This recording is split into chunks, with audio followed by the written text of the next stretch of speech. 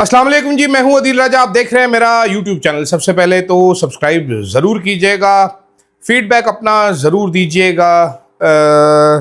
बात करनी है आज तहरीक इंसाफ के एक रॉन्ग नंबर के बारे में, या चंद रॉन्ग नंबर। आपको एक आधे का नाम भी बता देंगे, वैसे बता देंगे क्या होता चला आ रहा है, क्या प्लान था, क्या हुआ, ऑथेंटिक इन्फॉर्मेशन, कंफर्म्ड इन्फॉर्मेशन। साथ साथ जनाब ये करप्शन कहानियां आना शुरू हो गई, मामला है क्या। फिर जनाब फील्ड मार्शल की ट्रम्प से बढ़ती हुई मोहब्बत और हमारा प्यारा मोदी सरकार, उसका क्या बनेगा। और आखिर में जनाब आपको बताएंगे अरबों रुपए जो बाहर जा चुके हैं। मामला क्या है जनाब, तहरीक इंसाफ के रॉन्ग नंबर्स। 5 अगस्त को क्या एहतजाज होना था? एहतजाज ये होना था जनाब कि जितने भी इलेक्टेड एमएनएज हैं वो पार्लियामेंट जाएंगे, वहां से निकलेंगे वो अडयाला जेल की जानिब। पार्टी के टिकट होल्डर जो है वो अपने अपने हलकों में एहतजाज लीड करेंगे और साथ जिले सतह पे करेंगे, इस तरह करेंगे, उस तरह करेंगे। पूरा एक प्लान बन गया। बाकी सारे लोग जो एमपीएस वगैरह थे उन्होंने अपने हलकों में एहतजाज किए, जितना भी वो कर सकते थे, उसमें बाद में आ जाते हैं। सबसे पहले हम इस दुष्ट पापी टोले की बात करते हैं जो कि नेशनल असेंबली में बैठा हुआ है। महमूद खान अचकजई जिस टाइम असेंबली से बाहर निकले तो उनका ख्याल ये था कि पीछे पीछे सारे एमएनएज तहरीक इंसाफ के निकलेंगे। सलमान राजा साहब बाहर से निकले, वो महमूद खान अचकजई के साथ मिल गए और ये लोग बढ़ना शुरू हुए अडयाला जेल की जानिब। तहरीक इंसाफ के एमएनएज वो लॉबी में बैठे रहे, उन्होंने इंतजार किया लॉबी में बैठकर काफी देर। इतनी दौरान बाहर एक भारी नफरी पुलिस की पहुंच गई, उन्होंने गेट को ताला लगा दिया बाहर से। फिर ये सब उठे, गुलाबी रंग के इन्होंने प्लेकार्ड्स पकड़े और ये लोग एहतजाज करने के लिए बाहर चले गए और इन्होंने वहां पर बड़े बड़े नारे मारे।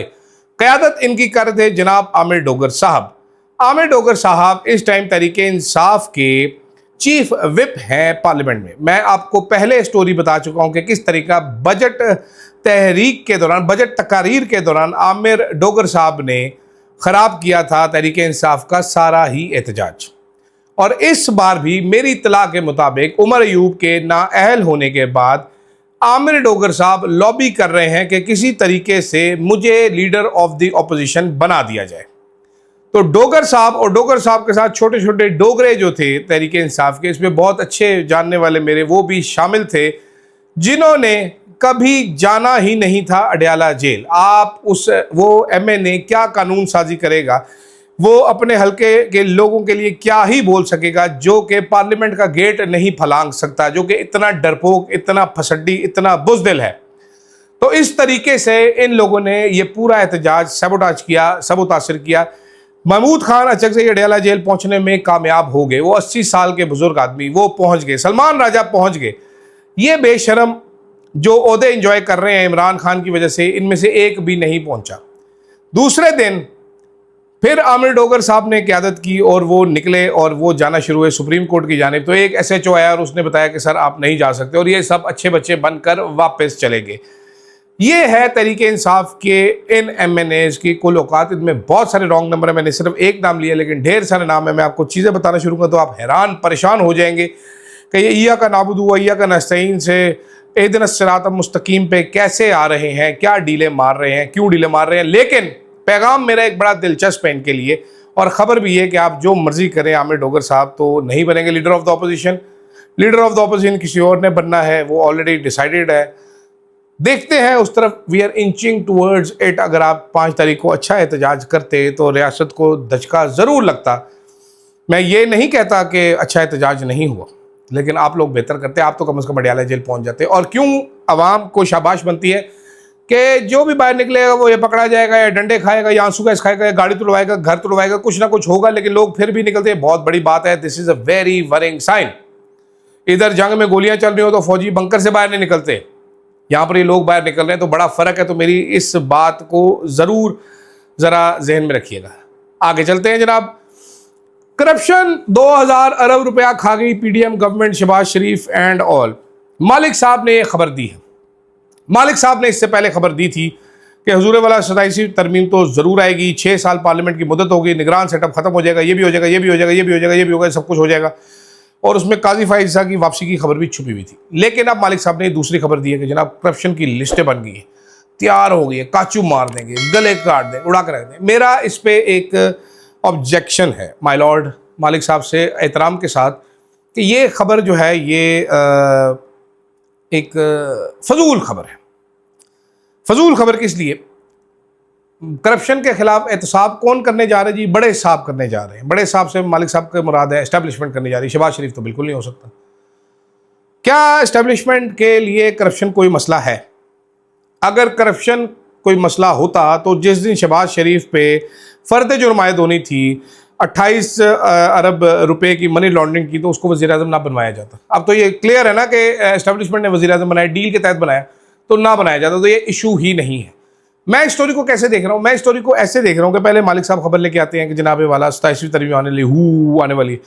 अब वो खबर लेके आए हैं जनाबे वाला के अब करप्शन के केसेस खुलने वाले हैं, तो जो अड़ी फंसी करे उसका केस खुल जाए। इसीलिए कल का वीलॉग मेरा देखें जिसमें मैंने कहा है कि एक चिट्टी दाढ़ी वाला साफ़ी बैठा हुआ है इंतजार में कि उसको व्हाट्सएप पे आए कि सर पीपल्स पार्टी के खिलाफ करप्शन की ये स्टोरी और ये स्टोरी आपने करनी है, और वो अगले दिन छाप के स्टोरी राजर का पैगाम भेज देंगे। सर वो आपने सुना ना, कभी वाले से बात कर रहा होता है, काली गाड़ी को पकड़ लिया राजर, वो रॉजर को राजर करते हैं तो बड़ा मजा आता है। तो जनाब वो राजर हो जाएगा। खैर ख्वाजा आसिफ की कहानी वो भी आपको बता ही देते हैं। ख्वाजा आसिफ साहब का इस्तीफ़ा बिल्कुल गया जी, अभी बातें कुछ कंफर्म हो रही है, लेकिन साथ साथ कल ही मैंने आपको बताया कि जनाबे वाला ये कहानी जुड़ी हुई है सारी वो उस ADCR से, जो रेवेन्यू महकमा माल का पटवारी समझ लीजिए उसको, वो तोता जिसमें ख्वाजा आसिफ की जान है। और अब कहानी में ट्विस्ट एक आ रहा है कि कुछ लोग कह रहे हैं कि जी मरियम नवाज़ वॉज ऑल्सो ऑन बोर्ड के इसको काचू कीमा कैसे करना है इसका, और इसको पकड़ लिया जाए, और उन्होंने भी इसमें हिस्सा डाला है। जबकि कुछ ताकतवर अफराद का नाम इससे पहले आ रहा था कि इन लोगों ने इसको अरेस्ट करवाया है मिस्टर पटवारी को। तो देख लेते हैं आगे क्या होता है, कैसे आता है। लेकिन फिलहाल ख्वाजा आसिफ साहब के बारे में कंफर्म हो चुका है कि वो बहुत मुश्किल में है और बहुत गुस्से में है, गुस्से नाक हुए हैं ख्वाजा आसिफ। वो कहते हैं कि मैं छड़ांगा नहीं, और जानने वाले ये भी बता रहे हैं कि जैसे ये जो बाबे हैं, मेरे थिंक टैंक ने बताया मुझे कि जो नून लीगी बाबे हैं ये अजीब अजीब हरकतें इस तरह की करते रहते हैं कि दानियाल अजीज़ को नारोवाल से टिकट मिल रहा था तो Ahsan Iqbal threw a fit और कहा मैं इस्तीफ़ा दे दूंगा और इसको टिकट दिया। तो इसी तरह ये लोग अक्सर इस्तीफ़े फेंकते रहते हैं, क्योंकि ना तो इनको किसी और पार्टी ने रखना है ना इनको कुछ करना है, तो नून लीगी रखती हो, कहती है चलो हमारे बाबे हमारे पास ही हैं, चलते रहो जी, आगे चलो तो बाबे साढ़े छिकी जाओ। अच्छा खैर, उसके बाद जनाबे वाला खबर आई है कि फील्ड मार्शल 2 महीने के अंदर अंदर दूसरा दौरा करने चले जा रहे हैं। ट्रंप से मोहब्बतें कुर्बतें बढ़ चुकी हैं, लव हो चुका है, इलू इलू हो गया है ट्रंप का और फील्ड मार्शल का। लेकिन इस इलू इलू में एक पीलू छुपा हुआ है। पीलू क्या है? मैं जब देखता हूं, मैं कोई फॉरेन पॉलिसी पे इतनी ज़्यादा स्टोरीज नहीं करता, लेकिन एक बेसिक सी चीज़ है जो कि आपको भी नज़र आनी चाहिए, जो कि मुझे भी नज़र आ रही है कि ट्रंप का इलू इलू फील्ड मार्शल से पहले जो था, वो कौन है यार, वो इलॉन मस्क, ट्विटर का जो है मालिक है, इलॉन मस्क था ट्रंप का इलू इलू। और इलॉन मस्क ने ट्रंप को जितवाने में इंस्ट्रूमेंटल किरदार अदा किया, बल्कि वो डॉज के सरबराह भी बने, और फिर उसके बाद वो डॉजें कराते रहे और ट्रंप ने उनको डॉज करा दी, और फिर उनका इलू इलू पीलू में तब्दील हो गया और लड़ाई हो गई बीच चौराहे में। तो हम बड़े खुश हैं, हम बड़े चिल में हैं कि हमें डील बड़ी अच्छी मिल गई जो कि नहीं अच्छी है, और हम कह रहे हैं ट्रंप हमें इलू करता है जो कि नहीं करता है। ट्रंप हमें इस्तेमाल कर रहा है भारत के लिए, भारत को चाबी देने के लिए। भारत पे 50% उन्होंने टैरिफ लगा दिया है। Bharat is not budging for a deal till it is beneficial for their own people unlike us. तो मैं इसमें कॉशन एडवाइस करूंगा कि जी ट्रंप के इलू इलू को ज़्यादा सीरियस ना लें, वरना ट्रंप सजी दिखा के कभी मारता है और नासों से खून निकाल के रख देता है। अब आगे चलते हैं जनाब, क्योंकि वीलॉग लंबा ना हो जाए, तो आगे चलते हैं। खबर यह है जनाब कि ख्वाजा आसिफ साहब ने जो ट्वीट किया है, जो पंडोरा बॉक्स खोला है, वो सिर्फ इतना सा नहीं है, बहुत बड़ा सारा है। अगर तहकीकात हो जाए तो इसमें जज, जर्नैल, सियासतदान, ब्यूरोक्रेट सभी ने इस गंगा में हाथ धोए हुए हैं। अरबों रुपया पाकिस्तान का बाहर जा चुका है, सरमायाकार भी अपना पैसा ले जा चुके हैं। लेकिन सवाल ये पैदा होता है कि कैसे? असल सवाल है कैसे। वो मैं सवाल इसलिए कर रहा हूं, आपका पैसा आप लेके जा सकते नहीं, आप पाकिस्तान में रहते हैं, आप नहीं लेके जा सकते। बच्चों की पढ़ाई या मेडिकल रीजंस के अलावा पैसा जाने नहीं देते। पूरी एक स्ट्रीमलाइन किया गया प्रोसेस। आपने बाहर लेके जाना है, किधर लेके जाना है, क्यों लेके जाना है, कैसे लेके जाना है, सवाल पूछे जाते हैं, डॉक्यूमेंट्स देने पड़ते हैं, एक एक दस्तावेज देनी पड़ती है, नाक से आपके लकीरें निकलवा देता है स्टेट बैंक, तब आपको पैसा बाहर लेके जाने की इजाजत मिलती है।